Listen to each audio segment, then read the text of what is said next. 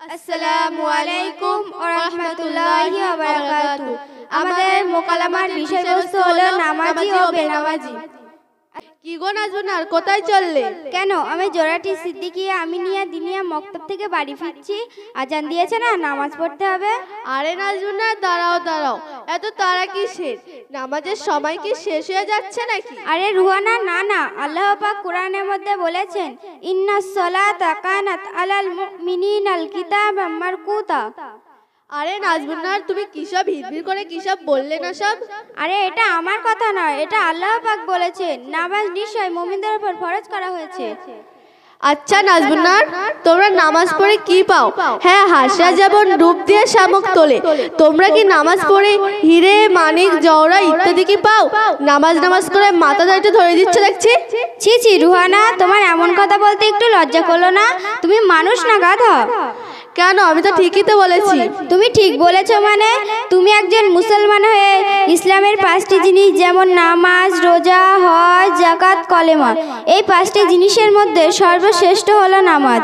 যেমন রাসূলুল্লাহ সাল্লাল্লাহু আলাইহি সাল্লাম বলেছেন আস-সালাতু ইমানুদ্দিন মান আকমান ফাকাদ আকমাতিন, যে নামাজ প্রতিষ্ঠিত করলো সে তার ধর্মকে মেনে নিল। ওয়ামান তারাক ফাকাদ হারামাতিন, যে নামাজ প্রতিষ্ঠিত করলো না সে তার ধর্মকে ধ্বংস করে দিল। আচ্ছা রুহানা, তুমি একজন মুসলমান হয়ে এখনো নামাজ কি জানো না? এক ওয়াক্ত নামাজ কাজা করলে তার সাজা কি জানো? না, তা আসলে জানি না। তাহলে শোনো, আমাদের নবী সাল্লাল্লাহু আলাইহি সাল্লাম বলেছেন এক ওয়াক্ত নামাজ কাজা করলে 2,88,000 বছর জাহান্নামের আগুনে আল্লাহ পাক আমাদের পোড়াবেন। সেই জন্য তোমাদের তো হাব্বা জুব্বা মহিলাদের আমি পছন্দ করি না। আরে বাবা, সবাই যদি জান্নাতে যায় তাহলে জাহান্নামে যাবে কি? ও বাবা, তোমার তো দেখছি জাহান্নামে যাবার খুব শখ। জাহান্নামের আযাব জানো কি? না, তা আসলে জানি না। তাহলে শোনো, আমাদের নবী সাল্লাল্লাহু আলাইহি সাল্লাম বলেছেন জাহান্নামের আগুন দুনিয়ার আগুনের চেয়ে 70 গুণ বেশি হবে। তাহলে ভাবো তো, দুনিয়ার আগুন কারো গায়ে লাগলে তার চামড়া ঝলসে যাবে। তাহলে জাহান্নামের আগুন কতটা কঠিন হবে ভেবে দেখেছো একবারও? ও যখন হবে তখন দেখা যাবে কুনি। তুমি আমাদের ফতোয়া দিতে এসো না, তোমার জ্ঞান তোমার কাছেই রাখো। দুনিয়া তোমাকে মাকড়সার জালে ঘিরে ফেলেছে, তোমাকে দিনের পথে ফিরে আনতে হবে। তোমাকে দিনের পথে ফিরে আনতে হবে। তোমাকে দিনের পথে ফিরিয়ে আনা খুব কঠিন। তাহলে আমি এখন কি করব? তোমার কোনো চিন্তার কারণ নেই। তুমি আমাদের জোড়াটি সিদ্দিকিয়া আমিনিয়া দিনিয়া মক্তবে ভর্তি হয়ে যাবে। তাহলে সব দোয়া দরুদ শিখে যাবে। ঠিক আছে, আমি তাহলে কাল থেকে নামাজ পড়া শুরু করব। তুমি আর কাল করো না তো। কাল যদি আবার কোনো কাজে আটকে পড়ো তাহলে তোমার নামাজটাই পড়া হবে না। ঠিক আছে, তাহলে আমি আজ থেকে নামাজ পড়া শুরু করব। তুমি আজ থেকে নামাজ পড়বে? তাহলে সূরা ফাতিহাটা বলো তো শুনি। হ্যাঁ বলছি, শোনো।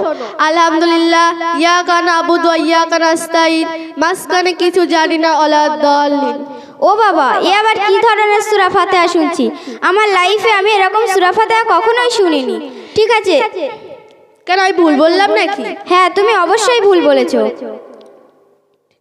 ঠিক আছে, তুমি উযু নিয়তটা বলো তো শুনি। পুকুর পুকুর ঠান্ডা, এই পুকুরি পানি ঠান্ডা, এই পুকুরে উযু হবে, কাল রাত্রির নামাজ হবে। ঠিক আছে, তুমি পাটিতে দাঁড়ানোর দোয়াটা বলো। অমুকে হাতে বেঁধে কাটা, তমুকে হাতে কলসি, আল্লাহর হুকুমে আমি পাটি চেপে বসি। থাক থাক, তোমাকে আর বলতে হবে না। কি সব আগডুম বাগডুম বলছো যার কোনো মাথা মুন্ডুই নেই। কেন আমি সব ভুল বললাম নাকি? হ্যাঁ, তুমি অবশ্যই ভুল বলেছো। তাহলে আমি এখন কি করব? তোমার কোনো চিন্তার কারণ নেই। তুমি আমাদের জোড়াটি সিদ্দিকিয়া আমিনিয়া দিনিয়া মক্তবে ভর্তি হয়ে যাবে। তাহলে সব দোয়া দরুদ শিখে যাবে।